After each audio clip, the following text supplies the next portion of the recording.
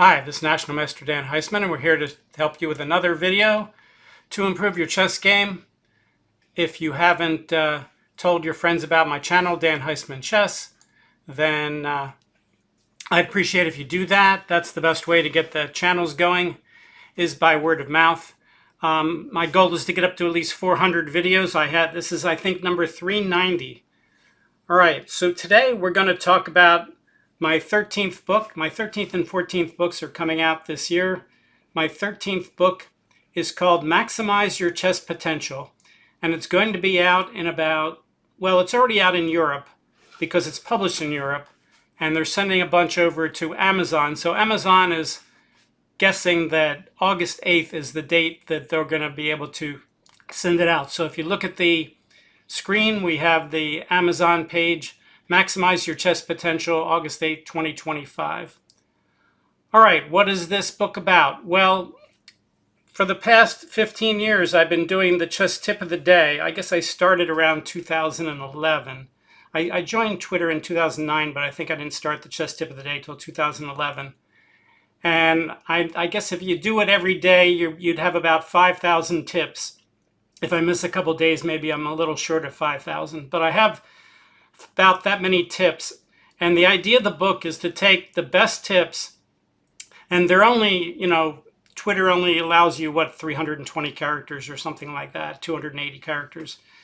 But I've expanded each of these tips into 1 to 4 pages each. So the book is over 300 pages long. And I have 164 tips. That was the amount that I agreed on with the publisher. And the publisher forgot about that and originally thought that I was doing 200 tips. So you can see the Amazon blurb says there's 200 tips, but there's, quote, only 164. But there's over 300 pages of tips in the book. It's not a thin book. So what's the idea of the book? So I'm taking the book and I'm expanding these tips, the best tips that I have about getting better at chess or in making your chess more enjoyable, whatever the tip's going to be. And I've expanded them each into 1 to 4 pages with diagrams, with stories. If we go to the New in Chess page, let's click on that. Let's center this a little bit for you. Okay. They have a preview of the book. So let's go back to the cover page, Maximize Your Chess Potential. We'll do a little bit of overview of the book by using their sample pages. About the author, you don't need that. Table of contents. Okay, so I broke up the tips into 7 types of tips. The first section is general improvement. Chapter 2 is thought process. Chapter 3 is psychology. Chapter 4 is tactics and safety. Chapter 5 are positional concepts and strategy. Chapter 6 are opening tips. And the final chapter, endgames, for endgame tips. So that's the way the book is laid out. A lot of the tips go along with other tips, or they reference other tips. So one of the things I've done in the book is I have references. So if tip number 160 is something on the opening, and I say, once you've learned your tabiya, and you say, I don't know what a tabiya is, then I'll say, see tip number 152, and 152 would be how to learn, what is an opening tabiya and how do you learn it, something like that. I'm just making up these numbers and names, of course. But the tips are cross-referenced to help you understand the book better. And the book doesn't have to be read from start to finish. You can browse the book and, pick tip number 112 and read it. And if it's something that you're looking at right now, something that's going to help you with your game right now, you don't have to have read the first 111 tips to do that. The tips are, even though they're not completely independent, they are not necessarily in an order. Occasionally I'll have 2 or 3 tips which are about the same thing, which build up a subject, and those 2 or 3 will be in an order. But other than that, the 164 tips in the book are fairly independent, and you can just browse the book and read it here and there. You don't have to start at the start of the book. If you start at the start, that might be a slight advantage, but nothing big. All right, let's scroll down and see some more. Introduction, I talk about the same thing we've been talking about now, about how did this chess tip of the day get started? How does my book compare to other books about principles? For instance, Albert and Lawrence wrote a book, Chess Rules of Thumb. Andy Soltis wrote a book, The Wisest Things Ever Said About Chess. How do they compare with the kind of tips that are in this book? All right, so we talk about expanding the tips. We talk about adding the diagrams, adding the stories, all those kind of things, how the book's laid out. Now, what they thought to do here, rather than just show the first, 16 pages of the book, they thought, oh, let's skip the first general improvement chapter and let's show some tips from the thought process chapter.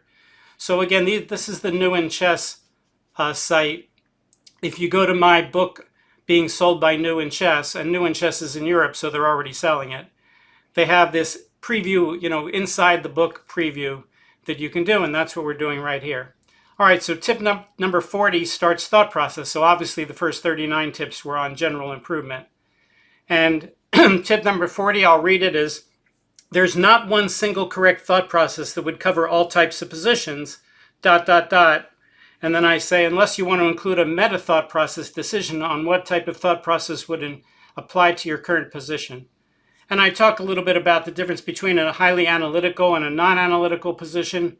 And I give an example of a non-analytical position. I say, suppose your opponent started the game with a4 and you had to figure out what you wanted to do.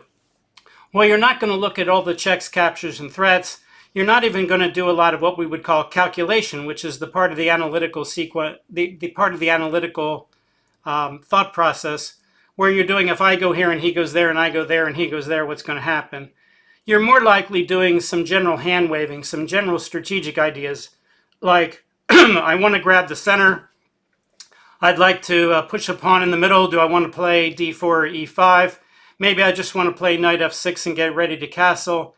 You're not really trying to figure out a calculation of any sequences. So your thought process in this case for a judgmental position would be a lot different than it would be if you had a highly analytical position. Excuse me. Okay, so if we go down to the next page, tip 41, there's not always a clearly best move or idea, and assuming there is outside of puzzles which state a clear goal might be counterproductive, meaning if you treat a chess game like a puzzle and say, I'm always trying to find the clearly best move, there might not be one. There might be 6 moves that are so close. If you gave them to an engine, the difference would be, 0.07 or less for the top 6 moves, in which case they're all reasonable, assuming that, you're in a position where they're not all losing. So trying to take a lot of time on such a position and try to clearly differentiate one above the other ones is counterproductive. All right, let's go down to the next tip. There's an example diagram of a position from a student's game that I used, where a student was in this position and he wasn't sure how to finish his development for white. And I gave it to the engine and I said, at 22 ply, there was only a 0.15 pawn difference between the top move and the 6th move, and it stayed that way for most of the opening, meaning that black's not really threatening bishop takes c3 check to double the pawns, because white can always undouble the pawns by playing c takes d5. And white can do his development in several ways here. He could bring out his king bishop, he could bring out his king knight, he could develop his queen, he could develop the queen rook to c1. He could even think about playing a move like f3 or h3 to give that bishop on g3 a place to go if it starts to get harassed by the black's king knight or the pawns. And in this kind of position, could it be that there was a big trap? Could it be that f4 would trap the bishop and therefore you have to save the bishop?